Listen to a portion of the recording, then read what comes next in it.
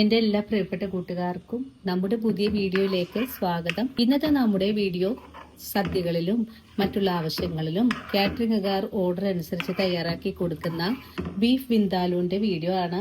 ഈ ഒരു recipe Christmas സ്പെഷ്യലായിട്ടാണ് ഞാൻ നിങ്ങൾക്ക് വേണ്ടിയിട്ട് പാചകം ചെയ്ത് കാണിച്ചു തന്നിട്ടുള്ളത്. വളരെ രുചികരമായിട്ടുള്ളതും നല്ല ടേസ്റ്റി ആയിട്ടുള്ളൊരു പഴയ കാല കറികൾ തന്നെയാണ്. ഇവരും വീട്ടിൽ ഇതുവരെയും ഈ ഒരു രീതിയിലല്ല ചെയ്ത് നോക്കിയിട്ടില്ലെങ്കിൽ തീർച്ചയായിട്ടും നമ്മുടെ വീഡിയോ കണ്ടതിന് ശേഷം തയ്യാറാക്കി നോക്കാൻ മറക്കരുത്. അപ്പോൾ ഉടൻ തന്നെ നമുക്ക് നമ്മുടെ വീഡിയോ കാണാൻ പോകാം. അപ്പോൾ നമുക്ക് ബീഫ് വിന്താലു തയ്യാറാക്കാൻ തുടങ്ങാം. ഇതിനായിട്ട് ഞാനിവിടെ 1.5 കിലോ അളവിലാണ് ബീഫ് എടുത്തിട്ടുള്ളത്. ബീഫ് വിന്താലുവിനായിട്ട് നമ്മൾ കട്ട് ചെയ്തെടുക്കുമ്പോൾ അത്യാവശ്യം വലിപ്പത്തിലാണ് കട്ട് ചെയ്തെടുക്കേണ്ടതും എളുപ്പത്തിൽ തന്നെ വെന്ത് കിട്ടാനും വേണ്ടിയിട്ട് കട്ട് ചെയ്തെടുക്കുമ്പോൾ ഇതുപോലെ നൈസായിട്ടൊന്ന് കട്ട് ചെയ്തെടുക്കുന്നതാണ് നല്ലത്. അപ്പോൾ ഇതിലേക്ക് 2-3 നെയ് പീസുകളൊക്കെ ഇട്ടിട്ടുണ്ട്. ഈ ഒരു രീതിയിലാണ് നമുക്ക് ദാലുവിനെ കട്ട് ചെയ്തെടുക്കേണ്ടത്. നമ്മുടെ അമ്മമാരൊക്കെ നമുക്ക് പഠിപ്പിച്ചു തന്ന രീതിയിലാണ് ഞാനിവിടെ നിങ്ങൾക്ക് ഇന്ന് പാചകം ചെയ്ത് കാണിച്ചു തരാൻ പോകുന്നത്. അപ്പോൾ ഇനി നമുക്ക് ഈ ഒരു ബീഫ് വിന്താലുവിന് ആവശ്യമായ മസാലകളൊന്ന് എടുത്തു വയ്ക്കാം. ആയിട്ട് നമുക്ക് വേണ്ടത് ആദ്യമേ തന്നെ 1 സ്പൂൺ കടുകും 1/4 ടീസ്പൂൺ അളവില് നല്ല ജീരകവും മുരിങ്ങാത്തോല് ഇത്രയും തന്നെ എടുത്തിട്ടുണ്ട്. മുരിങ്ങാത്തോല് ചേർക്കുന്നത് നമ്മൾ ഈ ഒരു ബീഫൊക്കെ തയ്യാറാക്കുമ്പോൾ അതിൻ്റെ ഒന്ന് കൊഴുപ്പ് കുറയ്ക്കുന്നതിന് വേണ്ടിയിട്ടാണ്. ഇനി വേണ്ടത് 2 കഷ്ണം കറുവപ്പട്ട. നമുക്ക് ഈ കറി തയ്യാറാക്കാനായിട്ട് അധികം മസാലകളുടെ ആവശ്യമൊന്നും തന്നെ ഇല്ല. ഒരു 5 ഏലക്ക എടുത്തിട്ടുണ്ട്. ഒരു ചെറിയൊരു തക്കോലം, ഒരു 5 കറിയാമ്പ് എടുത്തിട്ടുണ്ട്. ഇത് നമുക്ക് നല്ല വെണ്ണ പോലെ തന്നെ ഒന്ന് അരച്ച് മാറ്റി വെക്കാം. നമ്മളിപ്പോൾ നമ്മുടെ അമ്മമാര് പഠിപ്പിച്ചു തന്ന പാചക രീതിയാണ് കാണിച്ചു തരുന്നത്. ആയതിനാൽ ഞാനിവിടെ കാശ്മീരി മുളക് എടുത്തിട്ടുണ്ട്. അന്നൊക്കെ കാശ്മീരി മുളകല്ല എടുത്തുകൊണ്ടിരുന്നത്, എരിവെള്ള മുളകാണ്. പക്ഷെ ഞാനിപ്പോൾ എരിവ് കുറയ്ക്കുന്നതിന് വേണ്ടിയിട്ട് കാശ്മീരി മുളക് 20 എണ്ണം എടുത്തിട്ടുണ്ട്. 1.5 കിലോ ആയതുകൊണ്ടാണ് 20 കാശ്മീരി മുളക് എടുത്തിട്ടുള്ളത്. അതുപോലെ എരിവിനായിട്ടൊരു 10 വറ്റൽ മുളക് എടുത്തിട്ടുണ്ട്. വലിയ വെളുത്തുള്ളി ആയതുകൊണ്ടിട്ട് ഞാനൊരു 1.5 ബോളാണ് എടുത്തിട്ടുള്ളത്. പിന്നെ 2 കഷ്ണം ഇഞ്ചി. നമുക്ക് ചെയ്യേണ്ടത് ഈ കാശ്മീരി മുളകും എരിവെള്ള മുളകും കൂടി ഒന്ന് നല്ല വടിയെ അരച്ച് വെക്കണം. അതുപോലെ ഇഞ്ചിയും വെളുത്തുള്ളിയും ഒന്ന് അരച്ചെടുക്കണം. മസാലകളൊന്ന് അരച്ചു മാറ്റണം. എല്ലാം നമുക്ക് വേറെ വേറെ ആയിട്ടാണ് അരച്ചെടുക്കേണ്ടത്. ഇനി നമുക്ക് ഇതിനായിട്ട് 2 ചെറിയ സവാള ഒന്ന് കട്ട് ചെയ്ത് വെച്ചിട്ടുണ്ട്. ഈ കറി തയ്യാറാക്കാനായിട്ട് അധികം സവാളയുടെയും ഉള്ളിയുടെയും ആവശ്യമില്ല. നമുക്ക് മസാലകളൊക്കെ ഒന്ന് അരച്ചെടുക്കാം. മസാലകളൊക്കെ ഒന്ന് അരച്ചു വെക്കാം. നമുക്ക് വിന്താലുവിൻ്റെ പാചകം തുടങ്ങാം. ഇതിനായിട്ട് ചൂട് കട്ടിയുള്ള ഒരു പാത്രമാണ് എടുത്ത് വെച്ചിട്ടുള്ളത്. 1.5 കിലോ അളവിലാണ് ചെയ്തിട്ടുള്ളത്. നിങ്ങൾക്ക് വേണമെങ്കിൽ ഞാൻ ഈ കാണിക്കുന്ന രീതികൾ കുക്കറിൽ വെച്ച് ചെയ്യാവുന്നതാണ്. പക്ഷേ കുക്കറിൽ വെച്ച് ചെയ്യുന്നതിനേക്കാളും കുറച്ച് ടേസ്റ്റ് കൂടുതൽ ഈ ഒരു രീതിയിൽ ചെയ്തെടുക്കുമ്പോഴാണ്. അതും മൺചട്ടികളിൽ വയ്ക്കുന്നതാണ് കേട്ടോ കൂടുതൽ ടേസ്റ്റ്. മൺചട്ടിയിൽ വെച്ച് കഴിഞ്ഞാൽ അപ്പം വന്ന് നോക്കി ഇളക്കി കൊടുക്കാൻ സമയമില്ലാത്തത് കൊണ്ടാണ് ഞാൻ ഈ ഒരു രീതിയിൽ ഇതേ പാത്രത്തിൽ വെച്ച് പാചകം ചെയ്ത് കാണിക്കുന്നത്. പിന്നെ ചട്ടി ഒന്ന് ചൂടായി വരട്ടെ. നമ്മുടെ ഉരുളി ചൂടായി വന്നിട്ടുണ്ട്. നമുക്കിതിലേക്ക് വെളിച്ചെണ്ണ ഒഴിച്ചു കൊടുക്കാം. വെളിച്ചെണ്ണ ഇപ്പോൾ ചൂടായി തുടങ്ങിയിട്ടുണ്ട്. നമുക്കിതിലേക്ക് കുറച്ച് കറിവേപ്പില ആദ്യം ഇട്ട് കൊടുക്കാം. ഒന്ന് ഇളക്കി യോജിപ്പിക്കുന്നുണ്ട്. ഇനി വേണ്ടത് ഇഞ്ചിയും വെളുത്തുള്ളിയും അരച്ചെടുത്തിട്ടുള്ളതാണ്. ഇതെല്ലാം നന്നായിട്ടൊന്ന് മുരിച്ചെടുക്കാം. ഇപ്പോൾ നമ്മുടെ വെളുത്തുള്ളിയും ഇഞ്ചിയൊക്കെ ഒന്ന് മുരിഞ്ഞു തുടങ്ങിയിട്ടുണ്ട്. ഈ സമയത്ത് നമ്മൾ കട്ട് ചെയ്ത് വെച്ചിരിക്കുന്ന സവാള ചേർക്കാം. സവാള കൂടുതലായിട്ട് അളവ് ആവശ്യമില്ല. 2 ചെറിയ സവാള മാത്രം മതിയാകും. ഇനി സവാള നല്ലതുപോലെ ഒന്ന് വഴറ്റിയെടുക്കാം. വഴറ്റുന്ന സവാള ഇതേ ഒരു പാകത്തിലേക്കൊന്ന് സോഫ്റ്റായി വാടി വന്നിട്ടുണ്ട്. ഈ ഒരു പാകമാകുമ്പോൾ നമുക്കിതിലേക്ക് നമ്മൾ അരച്ചു വെച്ചിട്ടുള്ള മുളക് ചേർക്കാം. മുളക് ചേർക്കുവാണ്. മുളക് ചേർത്ത് കഴിഞ്ഞാൽ നമുക്കൊന്ന് ഇളക്കി യോജിപ്പിച്ച് കൊടുക്കാം. മുളകെല്ലാം നല്ലതുപോലെ മുരിഞ്ഞ് പാകമായി കിട്ടണം. അതുവരെയാണ് വഴറ്റിയെടുക്കേണ്ടത്. നിങ്ങൾക്ക് ഈ ഒരു മുളക് അരപ്പിലേക്ക് പച്ചയോടുകൂടി തന്നെ ബീഫ് കുഴച്ച് വെച്ച് തയ്യാറാക്കാവുന്നതുമാണ്. ഞാനിപ്പോൾ ഈ ഒരു രീതിയിലാണ് തയ്യാറാക്കി നിങ്ങൾക്ക് കാണിക്കുന്നത്.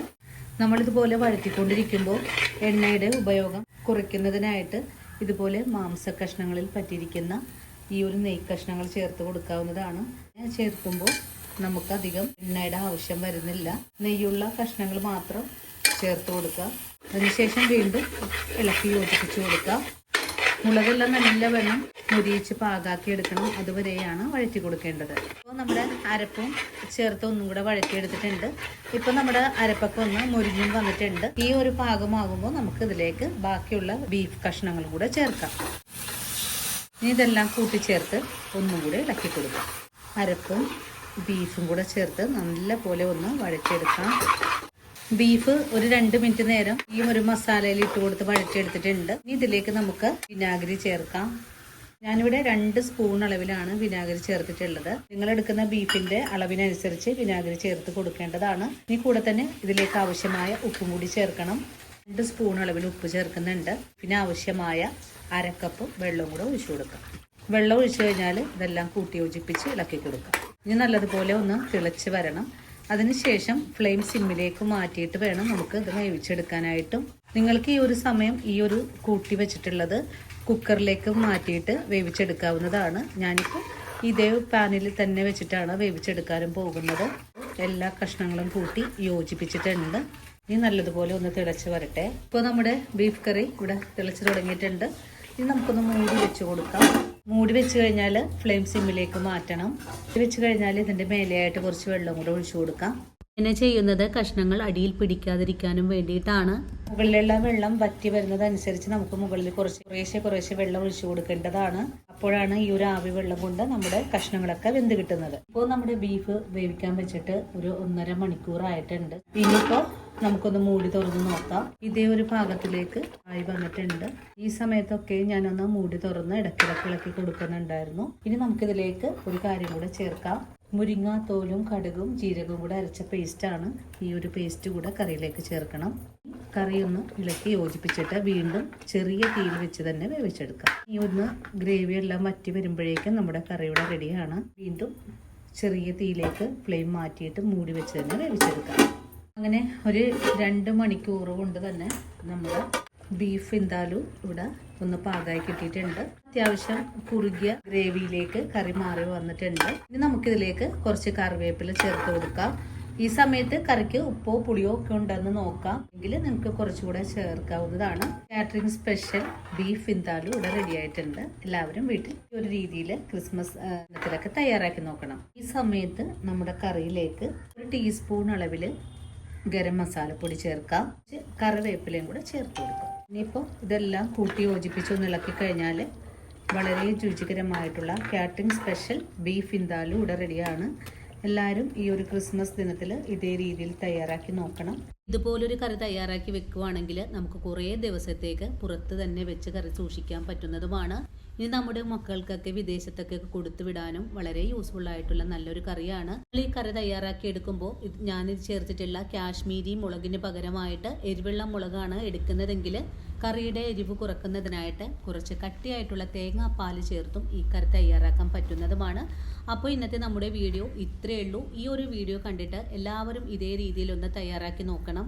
തയ്യാറാക്കി നോക്കുമ്പോൾ നിങ്ങൾക്ക് ഇഷ്ടപ്പെടുവാണെങ്കിൽ തീർച്ചയായിട്ടും നമ്മുടെ ചാനൽ ഒന്ന് ഫോളോ ചെയ്യാൻ മറക്കല്ലേ. അപ്പോൾ ഇനിയും നല്ലൊരു വീഡിയോ ആയിട്ട് വരുന്നത് വരെയും വീണ്ടും കാണാം.